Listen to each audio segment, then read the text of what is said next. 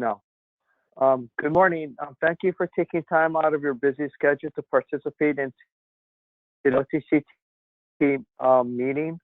Um, this is for all of our OD meetings are open, so we have people from school districts, ESPs, and providers listening in and participating. And um, and then I'll be taking notes and following the chat. So please feel free to either um, use the chat function, or you can also call me in. And this is the truth. This always happens.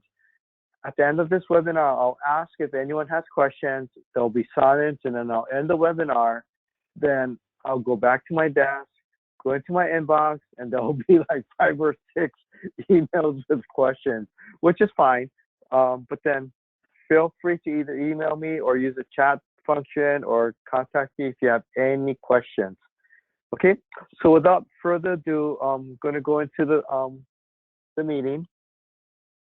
And I didn't get any other agenda items from anybody asking for new agenda items, so I'll just be going into our agenda items now. Okay, so these are our important dates.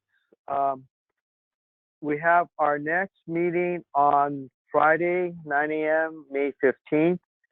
And then because people wanted next year's schedule already, these are the dates for next year. They're 9 a.m. And then I'm trying to make it a consistent 9 a.m. on Fridays. So these on September 18, November 20, February 26, and May 14. Those are our, so May 15th is our remaining meeting for this year. And next year we'll have, those are 4 meeting dates. Also, the dates that are very important for child, for Title I child count, which will be due November 2020.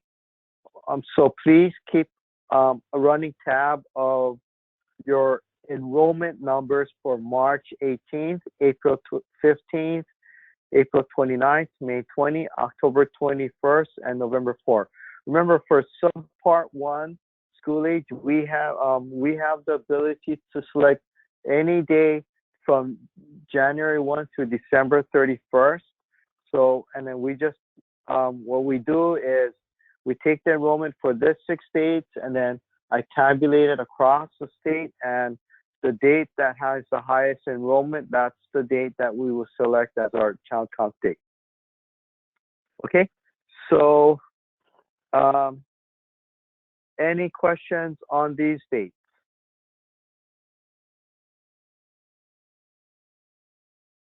No questions? Okay, next. Okay, next.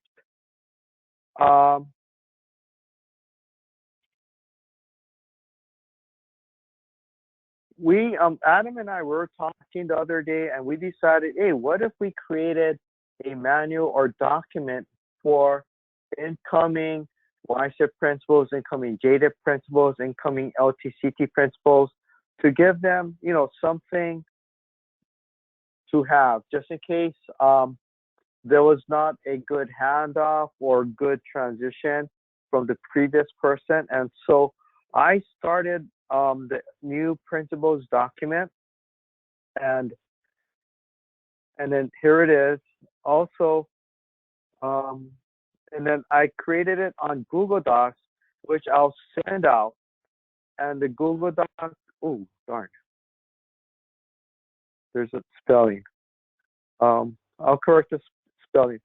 So for the new principals orientation, I'll send out the link to everybody for everyone to add or delete if there's missing sections or sections that you want added. And so the sections that I have so far are, the first would be funding, and which we'll go over today. Our revenue, our distribution, how to report ADM, and then this is for Oregon funds, and then for federal funds, Title I-D, and then of course, I've said this many times, 15 to 30% of your expense, Title I-D has to be for transition or reentry services, and your IDA funding, and a section on contract agreement, biennial contract, and so forth. Title 1D. Here's the 6 dates for the school year, 2020 year. Assessment, transportation, because we always get a lot of questions on transportation. Discipline, restraint, seclusion. Are there any other sections that you feel that would be good for new principals to know?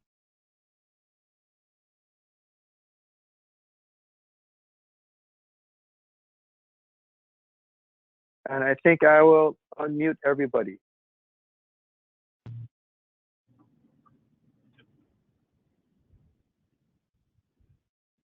Any other questions?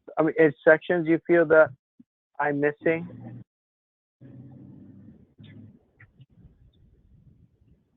Sounds good to me. Sounds good to you? Okay, Yep. good.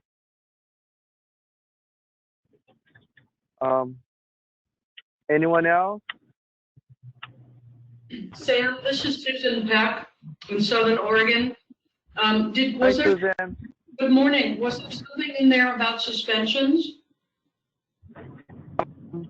It's number 7B. Suspensions are allowed but uncommon. Okay, thank you so much. You have to do manifestation determination for IDA students. Yes, thank you. I missed that. Yep. And the thing about the school discipline, we recommend that the LTCT program, the discipline, suspensions, or whatnot, go to the LTCT program, not your high school or your middle school, because the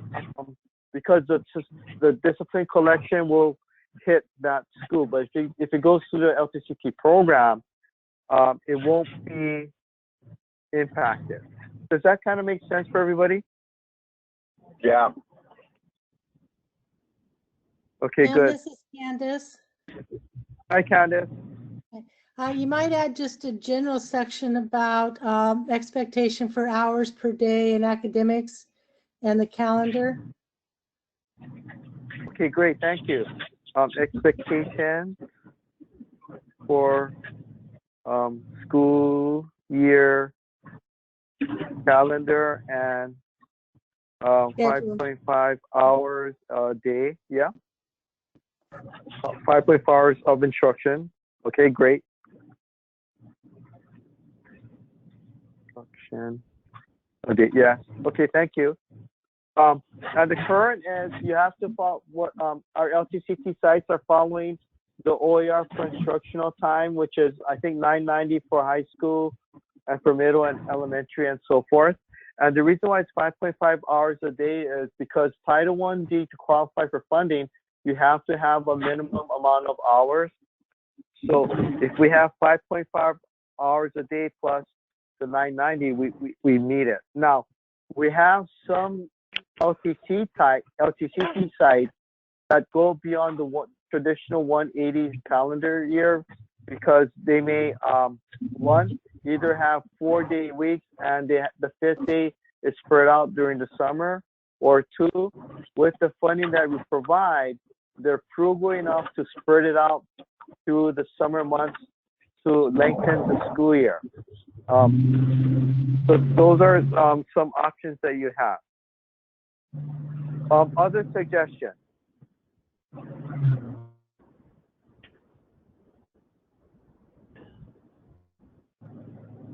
Other suggestions? So funding, like Oregon funding,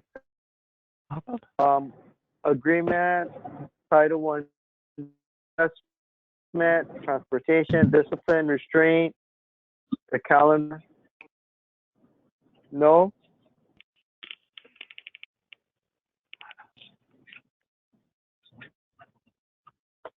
Okay, I'm going to mute everybody again. Thank you. Okay, next.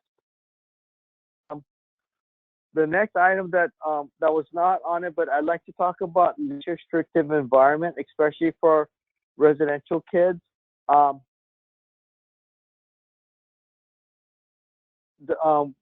LRE still applies for all of our LTCT kids. So it should be where each individual kid is evaluated or looked at individually to see whether um, the student can be educated at the LTCT site or the neighborhood K-12 school, especially for residential kids.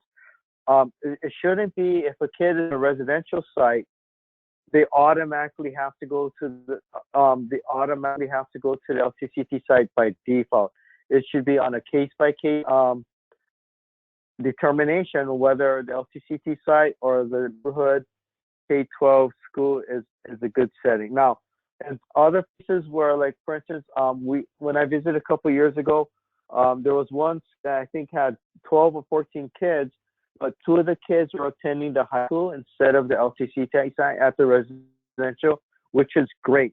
If your kids can attend, that's our goal. It's always to have kids attend the neighborhood K-12 site with their normally developing peers. So, and then again, I'm going to unmute for discussion. Any thoughts or any discussion on that point?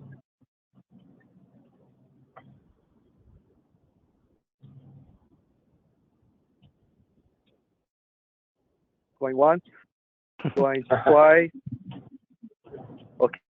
Okay, all right, I'm muting everybody.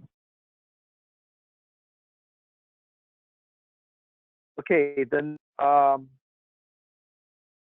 our agenda is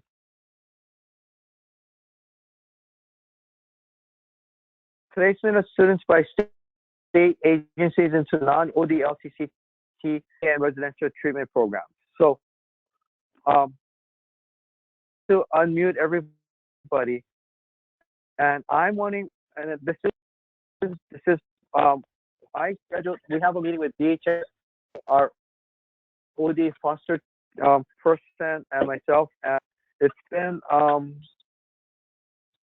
brought up where perhaps ODE might have to come up with more detailed guidance or better guidance, such as when students are placed into non-OD LTCT sites. For instance, especially if they're placed by DHS or another agency,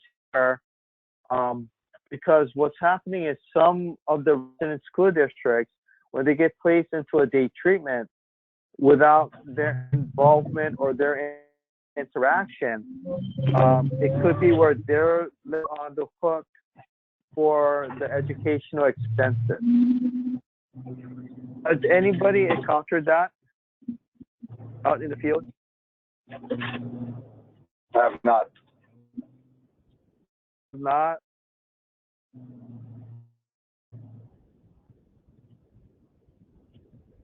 Not really. It's an issue for not that big of an issue for people.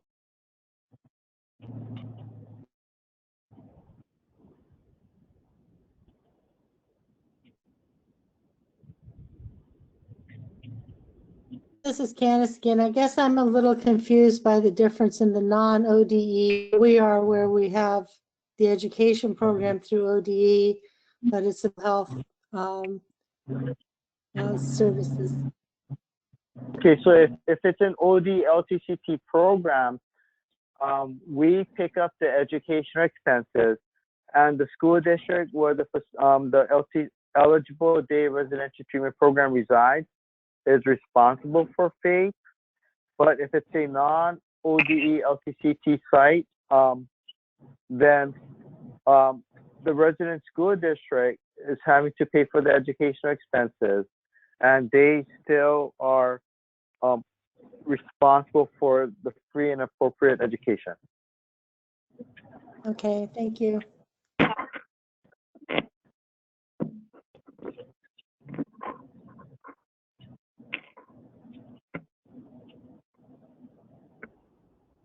Okay. Okay, I guess there is no Okay, I'm hearing crickets. Okay, so I guess we'll go on to the next agenda item, and it's going to be historical background. In 2011, there was Senate Bill 170, and this was the last time the LTCT statute was greatly revised. So, and it added a whole bunch of definitions and so forth, as you can see. And then what happened was, as a result of that bill, ODE,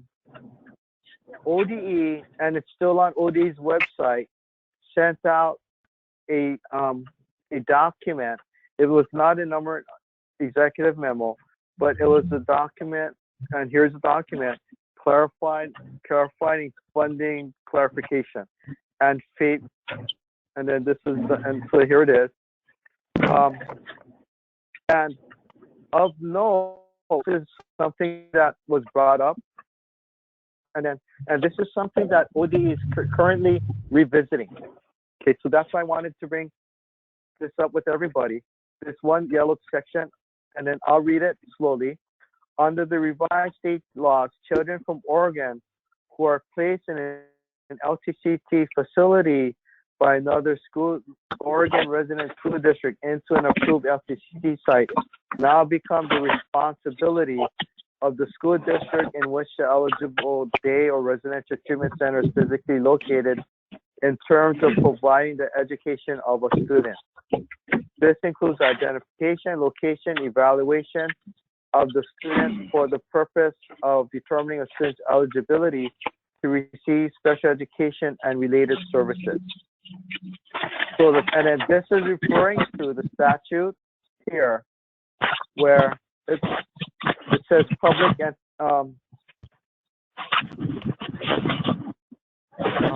I'm hearing someone like with paper rustling.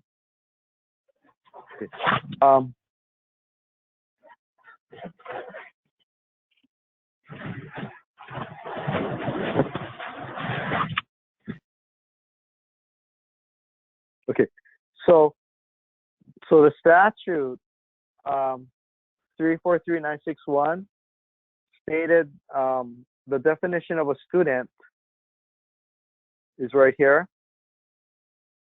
Student means a child who is placed in an eligible day residential by public or private entity or by the child's parent. So here it says the school district in which an eligible day treatment program or eligible residential treatment program is located is responsible for the education of a student. So right now,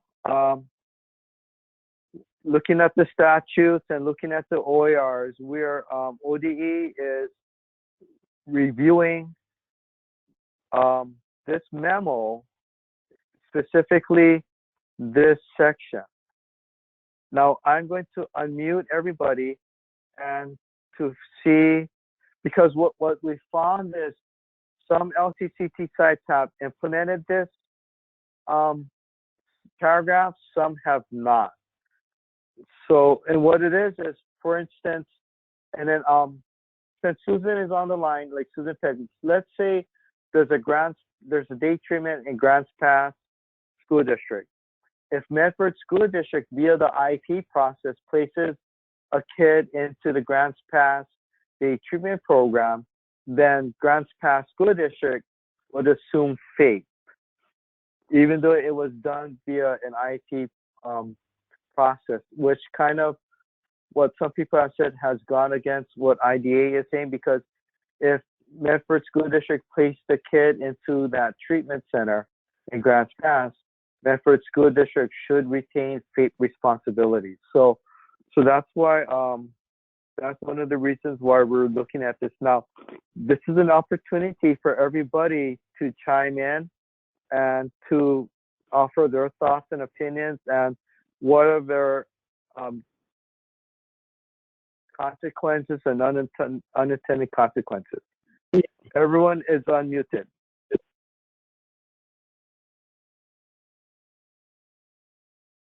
Thoughts, anybody?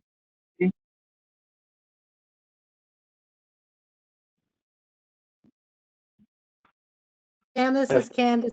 One of the things that came up when we're looking at who is responsible for the fate for the child is when a resident district places a child or it's placed by one of the other entities into day treatment in a different district, they lose the ADM for that child because the money stays with ODE and flows through the district that the LTCT is in. So that was a level of concern, I think, for other districts is where we no longer receive this funding, but we're expected to provide the FAPE oversight. Candace is correct. And so what happens is in the ADM collection, when for a student in the fields for resident district, resident school, when it's 3559, ODE will receive the fiscal ADM funding, but the attending district, because we need to collect the ADM so that we get the state school fund amount to reimburse. That's one of our funding streams for the LTCT contract. So that's why. So because we collect the ADM, while that student is in that eligible day treatment program, the resident school district does not have to pay for the educational expenses because we're paying for the educational expenses.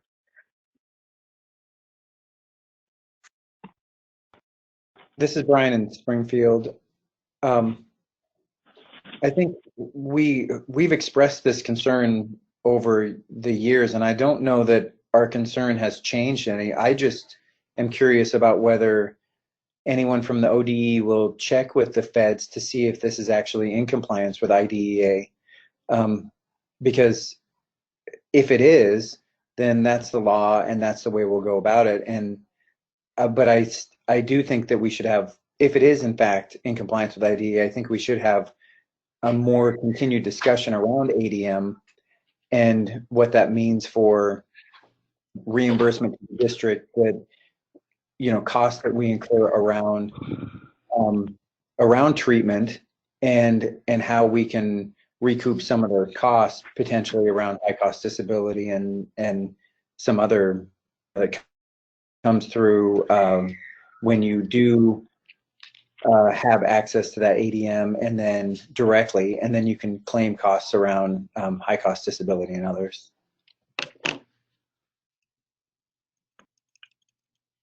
Sam, Chris Panicky and LeGrand. You know, we face a kind of a similar situation because we have a number of group home beds in our district, and when those kids are placed in those group homes, they can be quite expensive, and they become our students, and we don't get any more support for those students than what we get for our regular kids. In this situation, you know, when a student's placed in our boundaries, we are responsible for transportation out of the general fund. We're providing administration, you know, at the school that's overseeing that, that's paid by general fund. So there are general fund expenditures that are associated with any child. And when we move all of this extra work over with us, we have to do now, we have to, you know, maintain the IEP and everything else. That's not fair. It's just not fair to transfer those expenses over to us from another district if that child lives in their district. We're glad to support them, and as you know, Sam, we have kids in our district that are coming from other surrounding districts because we kind of work as a regional program. But I think they need to pay their way too, because they get to escape that when they transfer the kid over to us under these kind of rules, and it's just not fair.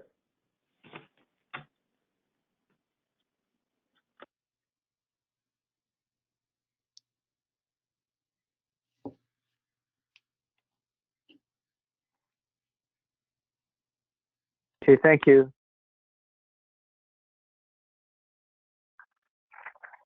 And someone put in chat, okay, so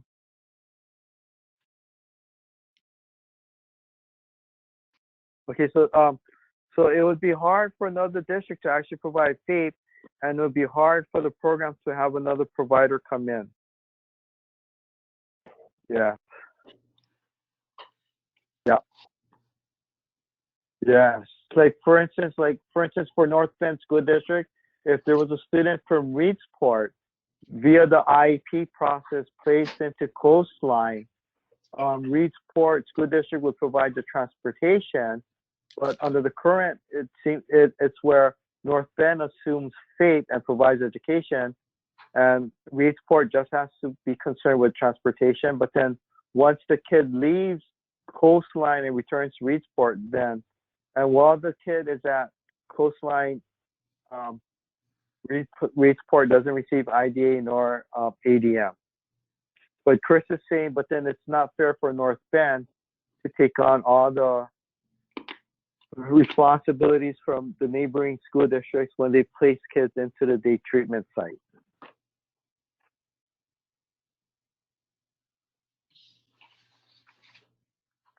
Any other thoughts or comments? And as I mentioned earlier, if, well, I'm pretty sure there will be guidance. If, when the guidance comes out, it won't be a memo. It'll probably be a numbered executive memo. It won't be like a memo like this, and it definitely won't be coming from myself or Adam Henning. It'll be a numbered executive memo where it'll be properly vetted with the attorneys and so forth. So I'm not saying what was done in 2011 was not appropriate, or it's just that we're gonna proceed for this clarification.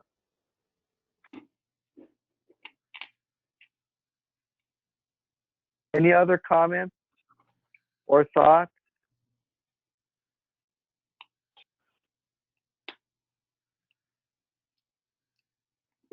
No other comments or thoughts? Going once, going twice, going three, and I'm gonna mute everybody. And I'm willing to wager that as soon as the webinar ends, I'll get phone calls or emails regarding this topic. Yes, next is ODE monitoring. So we have 3-year monitoring cycles, and as we said in the previous biennia, US DOE came out with the monitoring protocols, but we decided to not revise our monitoring protocol because we were right in the middle of our 3-year cycle. So we said that we will look at the monitoring ODE LTCT monitoring protocol and revise it to update what USD was asking for. So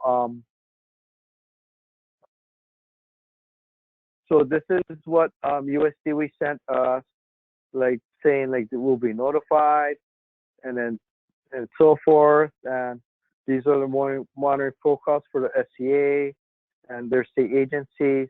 So I reviewed the document, and sections that were not in our current monitoring protocol were added in, and I highlighted these. And so I've been at ODE since 2018. In 2018, USDOE came to monitor, and in 2011, USDOE came to monitor because they also have a 3-year cycle. But since the 2011 monitoring, USDOE has not come out to monitor Title 1D. So I don't know when they're going to come. They may come next year or following year. But when I first got there, it was pretty regular. They kept to their schedule. Whether they will or not, I'm not too sure. So so these are some of the questions that they were asking. Now, this is the question that I felt was not in our monitor tool. Does the SCA provide guidance on how you're to evaluate your time? If so, describe this guidance. How often do you submit program evaluations to the state? How do you use the data sent to the state for annual performance report? Please describe. Does the state agency, LDA, or facility conduct any other evaluations of the Title I-D program? Next, how do you assess the educational needs of students in your agency facility? Next, do students earn high school credits that are transferable to public schools?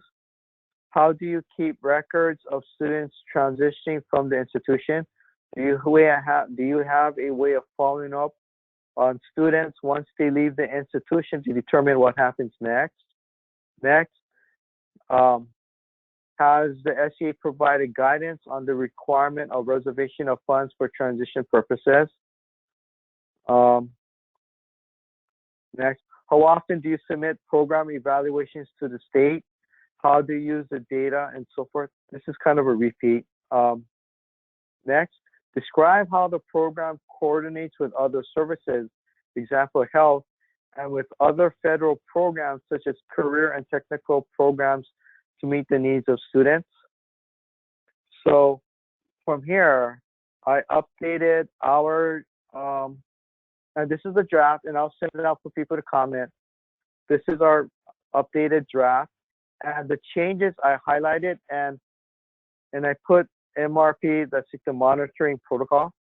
So 1.1.1.5, like proper keeping of education records for students that left the program. Contact exit students to follow up on the students' progress. And that was based on one of the things that it's in the new monitoring protocol. So, and I also added things there. Here, 410, this was part of our previous, but now, and submitted to ODE. School has been evaluated by on-site audit or by peer review every year and submitted to ODE. And that's something that USDO is asking for. High school students earn high school credits that are transferable to public schools. So LTCT sites that are high school. And I added, this was there, coordinating with appropriate, such as career technical programs to meet the needs of kids. Next, I put in, and I've said this many times, but I felt because it's part of the USDOE monitoring protocol, program is budgeted and expending 15 to 30% of Title I-D funds for transition or reentry services. And that, so those are the only changes that I put for our monitoring. Any thoughts? I'm unmuting everybody. Any thoughts or comments? Hey, Sam, this is Max in Portland. What's going to be contacting students after they've exited? What is going to be required to do that? Okay, so that's a good question, Max. So that will be up to each individual site, because some sites, just like for our JF and YSEP, they're not supposed to contact them once they leave. But for LTCT sites, you may send them an email or letter, or you may call them. And that is also, you can also do that in conjunction with your whole school outcomes. Part of IDA says that once IDA kids leave, you're supposed to contact them after 1 year. But for the CSPR, they ask for follow-up within 90 days.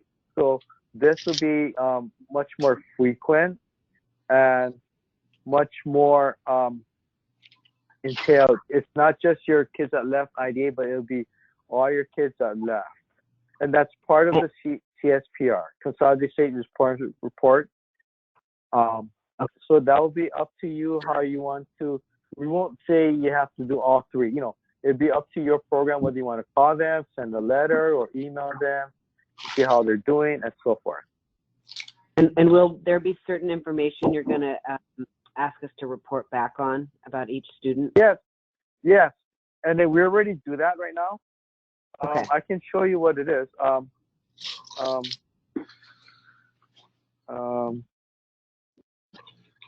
These are good questions. Oh no, that's not that one.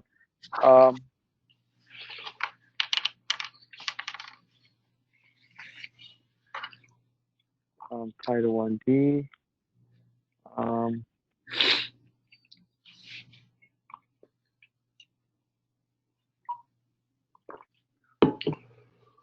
So once kids leave the facility, questions that are asked,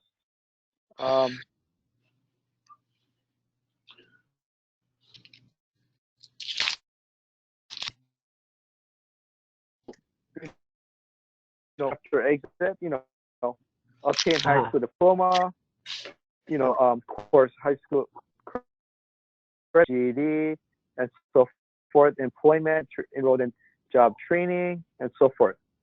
Yep. Okay, got it. Thank you. These are good questions. Any other questions from anybody? Oh, okay. So people are typing in. If someone asked. Okay, so someone asked, we'll be sending out the LTCT monitoring tool after our meeting today. Most definitely, and it's a draft, and I'll give everybody like a week or two to comment on. And then so the binder that all of you created, you might just have to create a new insert or tab and just add in. So last cycle when I visited the site, I said keep the binder, add in sections as you need to update and so forth. So most definitely I'll send out the revised monitoring tool after today's webinar, or to give people time to review and comment on.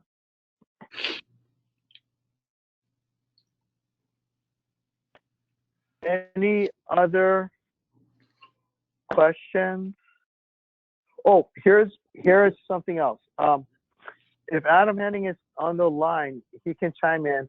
We got a request from the Oregon Youth Authority for us to share the results of our monitoring tools with them. Like, for instance, not just the blank tool, but after we, like, for instance, like Max, you have OIA kids at White Shield.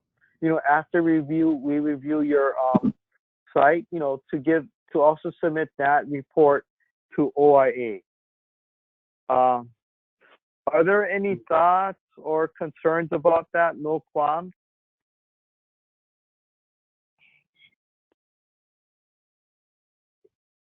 Adam, they wanted the reports for every site that had OIA students, correct?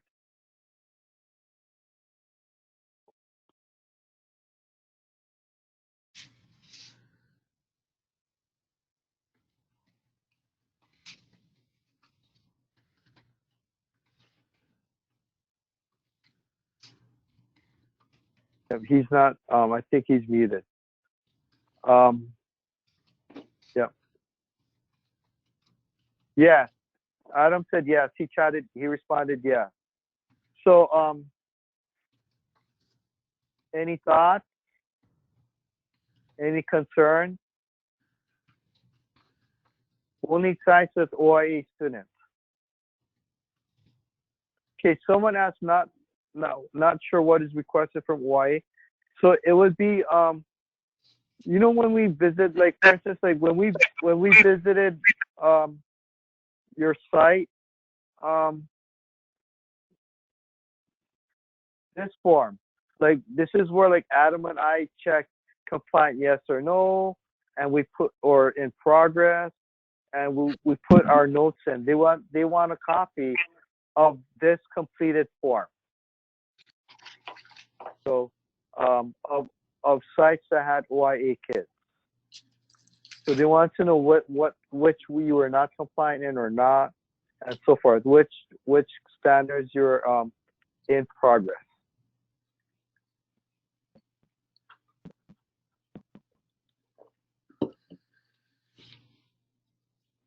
Okay, someone else said,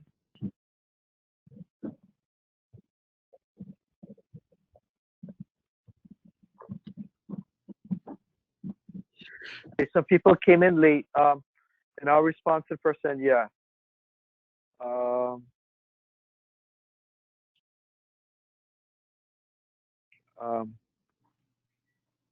Yeah. As I mentioned here, people can, after the webinar ends, you guys are always free to email me or to call me with questions. And then now that I have a personal ODE personal cell phone, you can call me at 503-931-4103. Again, 503-931-4103. And that cell phone number is also in my signature, in the signature of my email. So if I'm free, of course I'll answer, but if I'm in a meeting or whatnot, I won't answer, but leave a message and I'll call you back. Okay?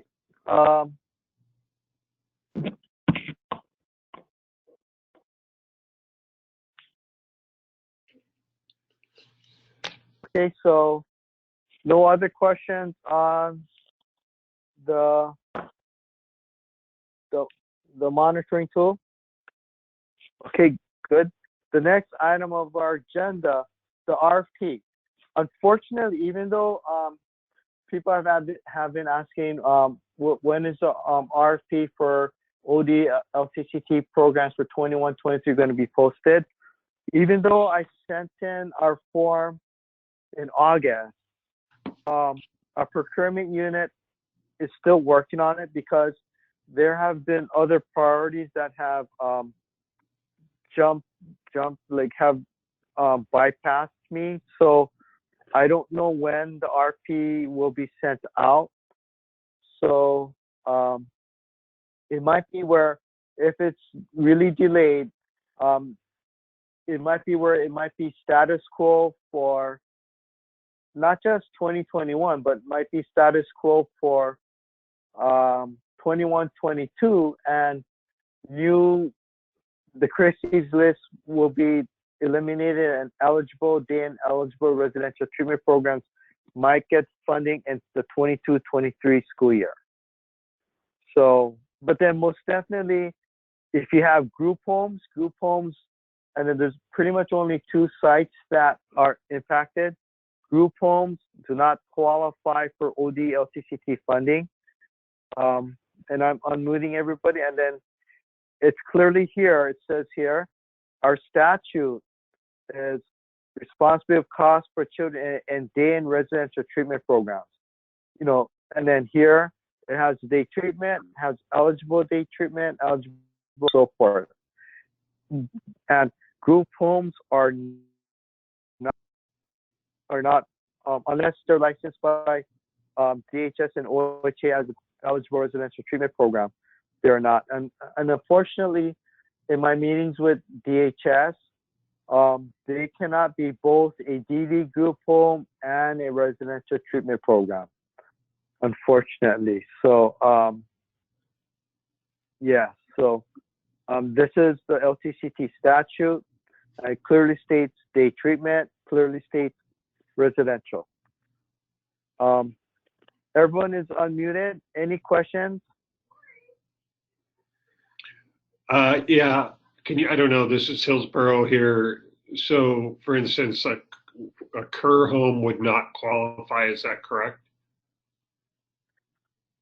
If it's not a residential treatment program. Okay, thank you. Yeah. They would, and then the last, oh, there's tremendous feedback. Okay, so the thing is, ODE does not get into the what sites get licensed and under what category. We just look at whether it's, and if the licensor says day treatment, residential treatment, and so forth. So licensor is up to the mental health provider and DHS and OHA. And just like the caveat is, ODE does not get into the business of who gets to go to a residential or day treatment. We end the intake process. We don't dictate to child center, you're gonna take school district A. You know, we don't do that. each facility has their own intake process and their eligibility process, and that's them. And then every so often I get a call from a school district or a parent trying to get their child into a facility or program, and I tell them, sorry, that's not ODE's place. It's not our place to determine the licensure, and it's not our place to for placing of kids. Okay, so next is I'm gonna unmute everybody for your discussion, and hopefully some data people are here. Currently, wait, getting so much feedback. Okay, currently, the IDA collection, such as SEC, exit, leaver reports, and so forth, the IDA, they are provided by the educational provider. For instance, for Children's Farm Home, LBL submits the IDA data.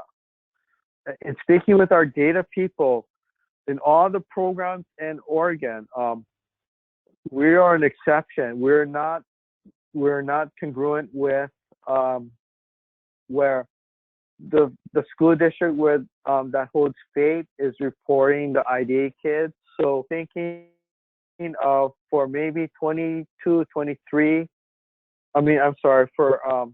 We're looking at making a change where the school district where the residential treatment program is located will be submitting the IDA data because ultimately they have faith.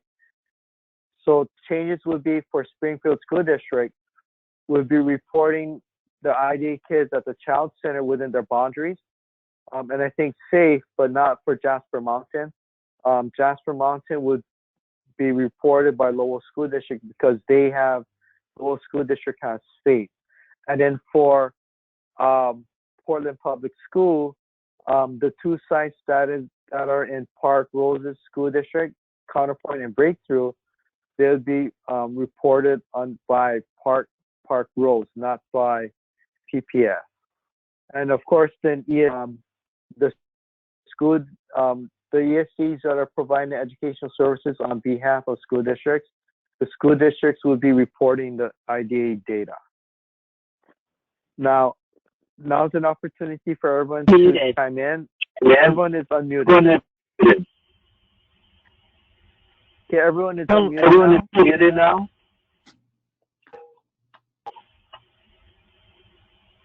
Okay, I see someone in chat.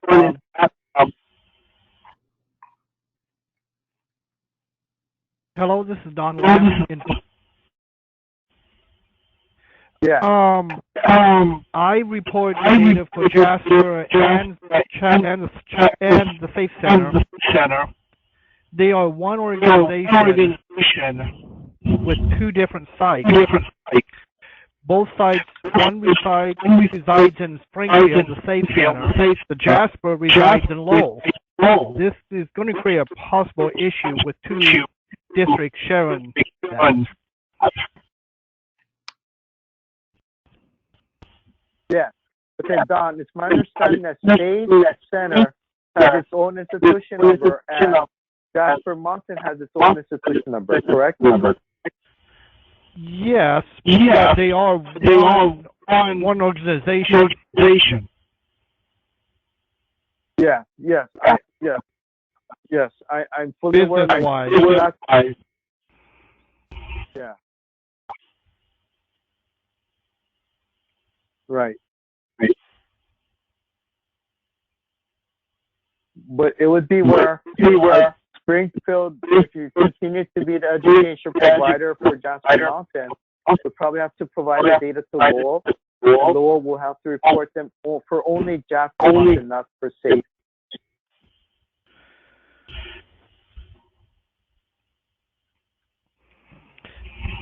This needs to be a conversation that I need to have Brian Maggart brought into, our special programs director,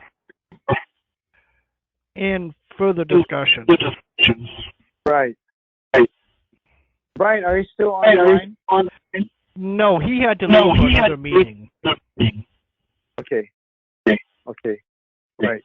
Because what right now in all the ID collection, the school district that are responsible for FAPE are reporting these kids, except for LTCT. LTCT, it's the provider that's submitting the ID. So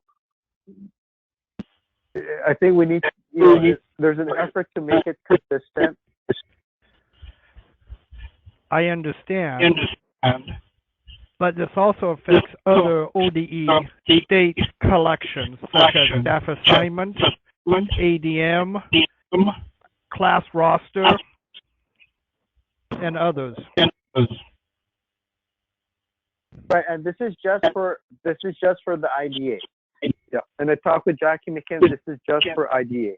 Yes, I spoke with Jackie McKim at the DCC meeting about this, and I've also spoke with Brian about this. So that's why we need to have a bigger discussion. Yep. I'm willing. Yes, most definitely. And it won't be. It does not look like it'll be for next school year. We're looking like another year of delay. Well, to have discussion. Yeah.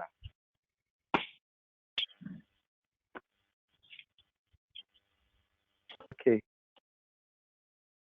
Any other? I'm going to mute everybody because someone said that there's too much background noise.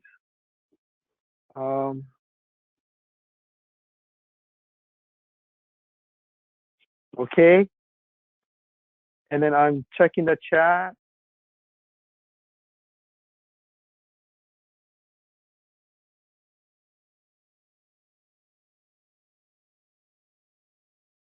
Okay, someone asked, what kind of conversation has been had about the LTCT kids, children, and youth position in the conversation about historically underserved youth?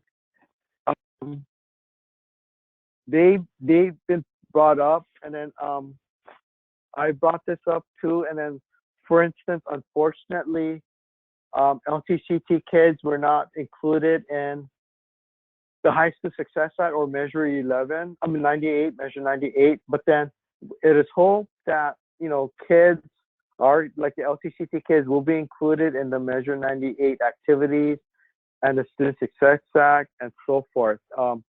Because we definitely don't want our kids to be neglected or, forgotten. So Adam and I, we've had discussions with other people at ODE, but then and then to be honest, I think one way to bring our kids to the attention of school district LEA leadership is if right now the LTCT data is pulled out, like their dropout, graduation, SBAC scores, whatever. They're not showing up on the school district's radar because it's being pulled out and it's being attributed to 3559 LTCT. But I feel if the LTCT data remained with the school district, although they will get a hit, that will bring the school district leadership and school board attention to that because the data is right there. Someone asked, okay, RP doesn't come in time, resulting in status quo. Does that mean new programs can apply to enter LTCT? As soon as the RP is out, they can apply, but it might be where new programs would only receive funding perhaps in the 22-23 school year, not for the 21-22 school year. So it'd be in the second year of the biennial. Sorry. And then to be honest, I've asked, and it's beyond our control. It's our procurement priorities and DOJ priorities. Even though I sent it to them in August, other projects have leapfrogged me.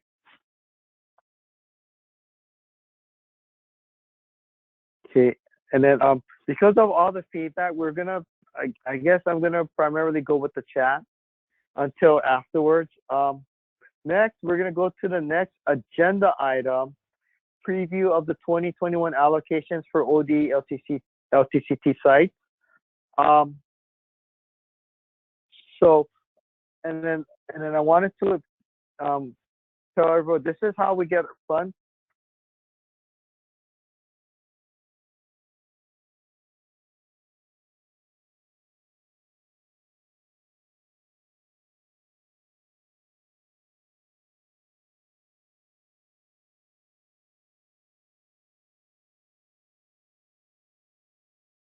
Sorry, I had to trying to find the document. Okay, so here, this is how we get our state school fund. It's part of ORS 343243, number 3. So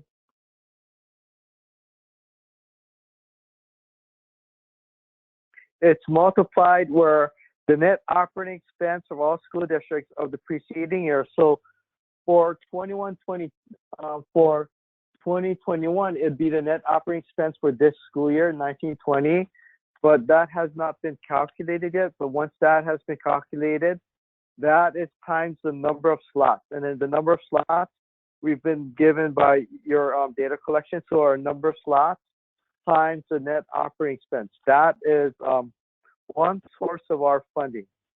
The other source of our funding is from general fund.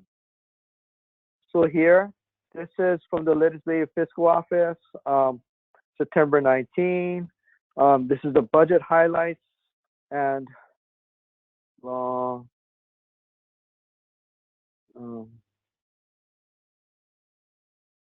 darn.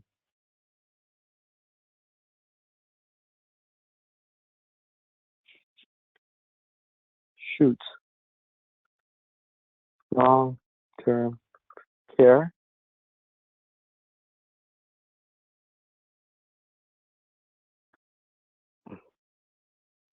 As I previously mentioned, here, for 1719, oh darn.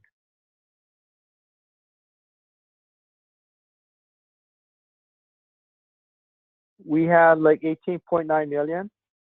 And then if current service level, we would have been increased to 19.66, but we got reduced. So we got reduced to 16.7 million for the 1921 biennial. And similar to hospitals got 1.37. Current service level would have been 1.42, but they were flat. So, and of course there's inflation, cost of living. So it's actually not really, it's a loss. So, those are sources of funding. Next, I'd like to point out this is the minimum staffing level. It's OIR, and then the minimum staffing level was a result of a budget note from the legislature. It says 1 teacher, 2 EAs for up to 15 kids, 1 teacher, 3 EAs for up to 15 to 20 kids. And once you hit 20, then you get a second class, once more than 20, so we have to get an additional classroom. And the OER has this. Staffing levels may vary from this guideline for safety, student characteristic, treatment needs, and still meet as determined by the department.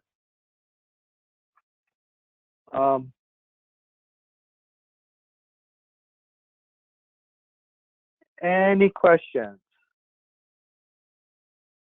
And I'm going to unmute everybody.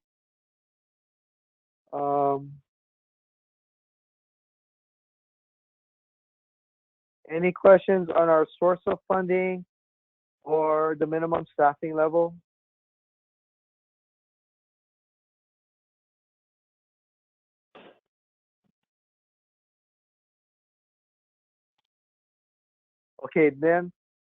So then this is how I calculated. And this is just preliminary. And then after, if there are some questions or want to have a discussion or meeting, by all means, contact me and we can schedule meetings and have conversations. So the first thing I did once the data was provided. Oh, did I mute everybody? Darn. Okay, everybody's muted. Okay, so once everybody submit, this is what the submission looks like. The survey gizmo. It shows the end date, who submitted it. These are all from SurveyMonkey, and so forth. So I cleaned it up. So column F is the slots. Column G is the requested number of classes for 2021. Column H are the number of classrooms for 1920. So the formatting here is, if there was an increase, it'll turn yellow. If there's a decrease, it'll turn orange. Like for instance, if I go here, if I type in 5, see how it went to yellow? And if I type in -8, you see how it turns into orange. So that's how the color schemes are across the spreadsheet. There's conditional formatting. So the first was, there was an analysis of whether people are asking for more classrooms or less classrooms from 1920. Next, the number of slots per requested classroom. So if there's, like for instance, 26 slots, you're asking for 3, there's like 8 slots per class. So you're saying 8 kids per classroom. And then this is, as reported by everybody, the number of average kids per classroom. And then this column L is the ADM per 1920 classroom. I mean, so here, some sites are at 7 ADM, 8 ADM, and so forth. So sites that were less than 11 were automatically highlighted by the formula, just like classrooms with less than 11 kids were highlighted. And then here, sites with less than 5 ADM were highlighted. So we have some sites with tremendously low ADM, like Hood River, Intermountain, Forest Grove, Old Mill, and so forth per classroom. So, and then column N,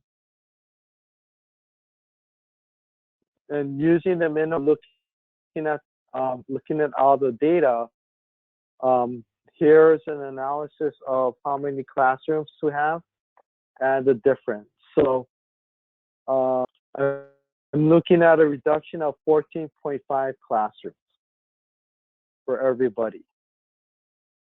Most definitely, once the webinar is done, I'll send this out for people to review. And of course, when you supplied responses, I read every single response. So on here,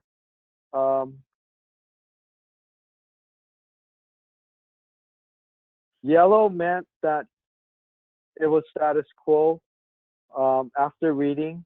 Like for instance, like Old Mill was status quo and so forth. And this was status quo. I forget who this is, the status quo.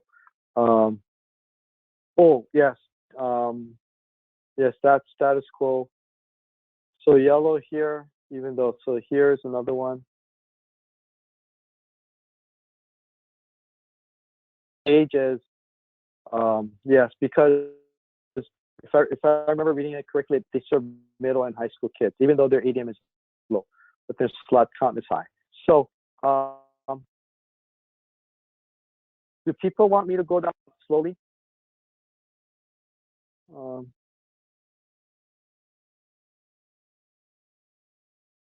Okay, someone wants me to go over the minimum staffing level again.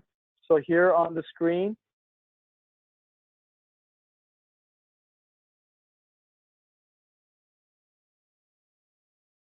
so the minimum staffing is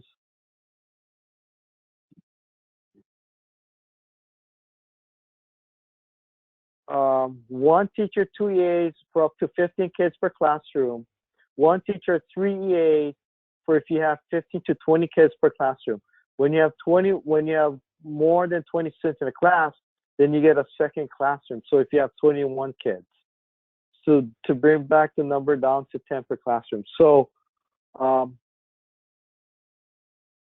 sites that had really low ADM, slot per ADM, and average per ADM, that was looked.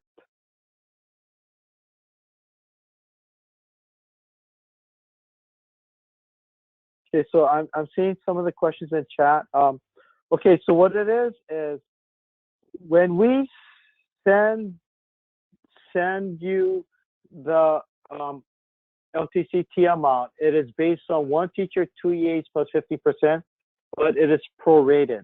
So our LTCT agreement contract says that the minimum is you have to have at least a licensed teacher in every single classroom. Whether you have the 2 EAs or 1 EA, that is up to each individual provider to determine what they want and what their needs are. Like for instance, if like let's say Michael Kahn and Max Whitehouse at PPS decide they don't need 2 EAs in all their classrooms because the mental health providers are providing staff. They'd like to have instead to hire use the funding for the EAs to hire an additional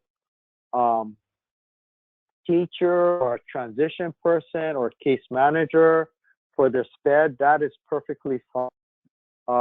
But the minimum requirement is every classroom should have at least one teacher, but the amount of EAs and the 5% is up to the provider to determine how they want to allocate and budget.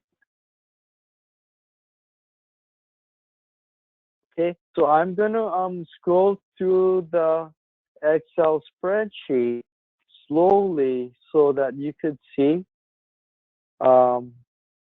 your site, and I'm gonna unmute everybody for discussion, and hopefully there's not too much feedback.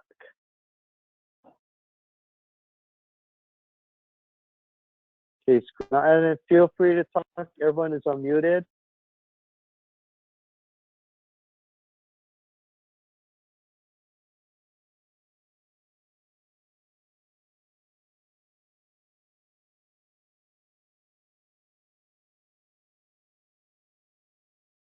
And I'll send this spreadsheet once at the conclusion of this webinar. Any questions?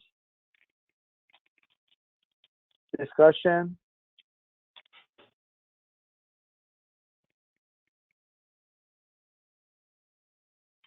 Yep, and then as you can see, some of our sites have tremendously low AD.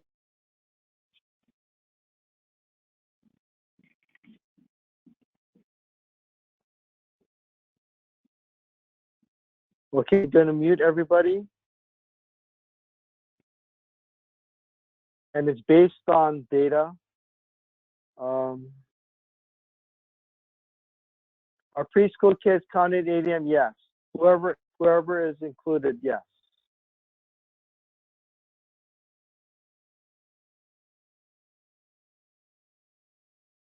Okay, so someone is asking,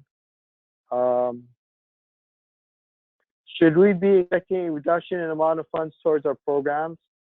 I don't think so. Like for instance, if you don't see like the number of classrooms from we requested going down, then no.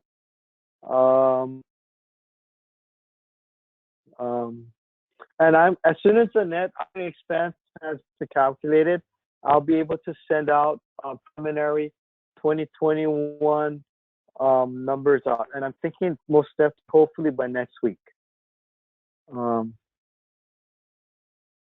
Whoever's reported in the ADM is counted. And then, okay, so here's the, I'll show you how I get the ADM. And the ADM is based on here. This is the ODE district website. I go to Consolidated Collections, LTCT.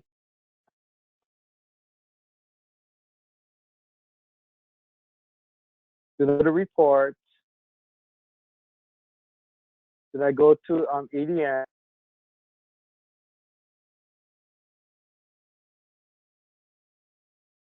And then, like for here, of course, 1920 quarter is not out yet.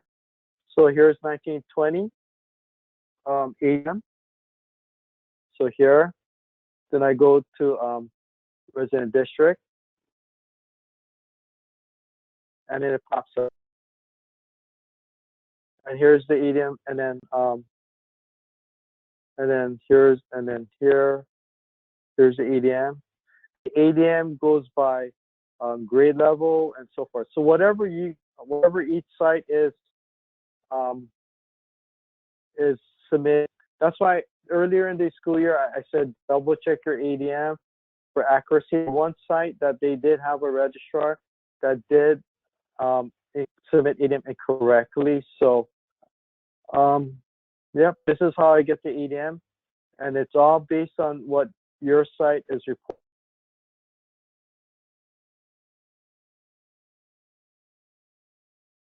I'm gonna unmute everybody now for this.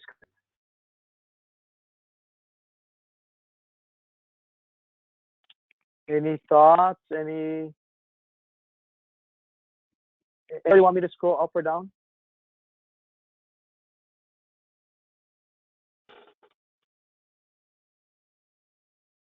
No. I'd love to see the sorry? Portland numbers again. Can you show the Portland numbers again?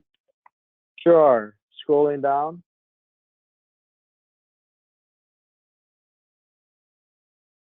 Yeah. So Portland, like boys and girls aid, you requested 2. Right now there's 3. And then, with, having 5, like for boys and girls aid, total you guys showed 5.8 ADM. For boys and girls aid. Yeah. So that's like one classroom. Sorry. Just like breakthrough. You showed ADM.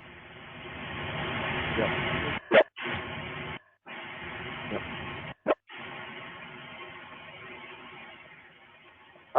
There's tremendous feedback. And Matt? Yeah. I'm more than happy to meet with you, Michael, Karina, and whoever at PPS to go over the numbers and so forth. Yeah, but then, yeah. So, because of all the feedback, so I'm gonna count to 3 again for the chat. If not, feel free to any other questions, and of course, all of these will be emailed out. Feel free to email me, call me. I'll be more than willing and happy to have conversations or meeting with all of you to discuss. And hopefully, as soon as the the net operating expense has been sent out, then I will do it. I'll calculate. And here's just to like, for instance, and of course, sites that only have 1 classroom, like they have 5.9 ADM, they got 1 classroom, obviously, because they only have 1 class and so forth. Yep. Okay, so if there's no other questions in chat,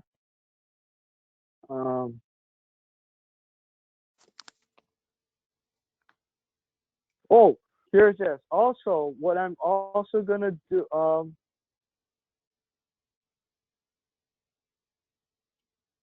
okay, so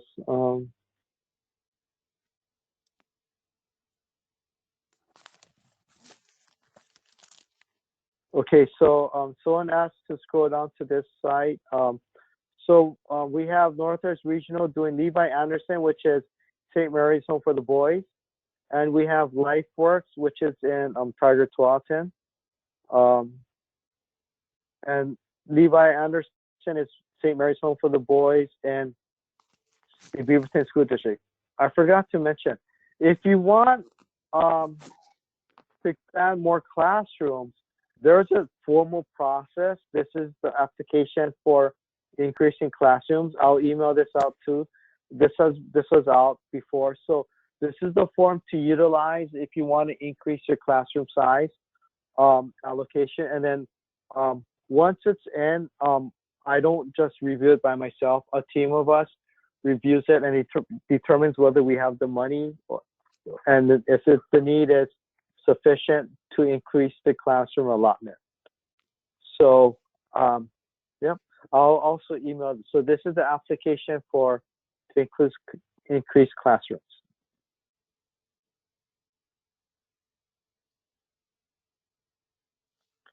Any other questions or comments in chat? And actually, I think I'll do this too. I'm going to include my cell phone number and all of the PowerPoint slides from now on.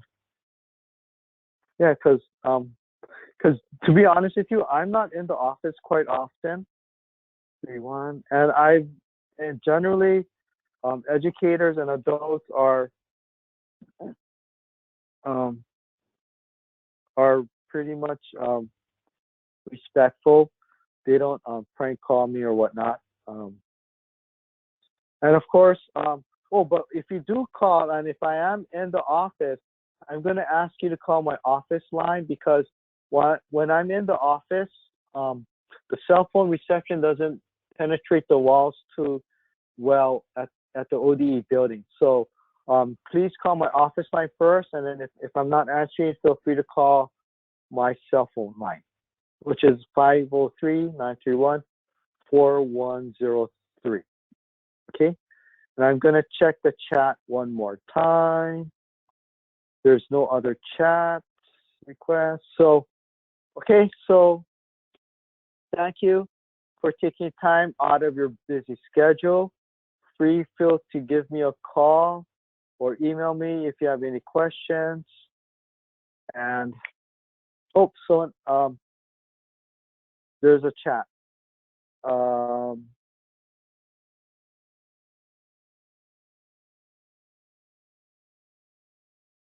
Okay, so the question is, if you came out last year to LTCT, are we scheduled this year or do we need to schedule one to come out and review?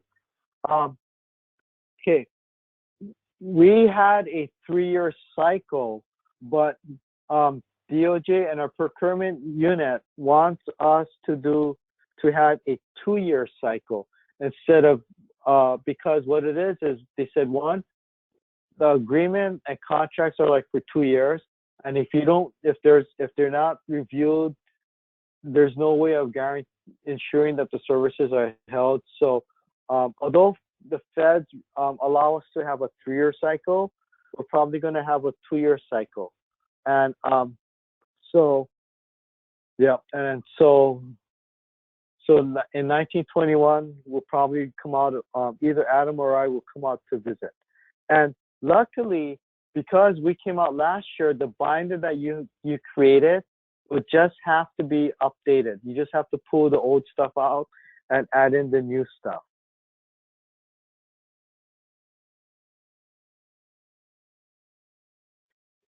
The peer review is something that you can do whenever you want, but then the OD review is something that OD has to come out and do. Yeah, you can do a peer review every year. It's up to you, but the OD review we have to do every year. I mean, every biennial. Yeah. Other questions? I'm checking the chat.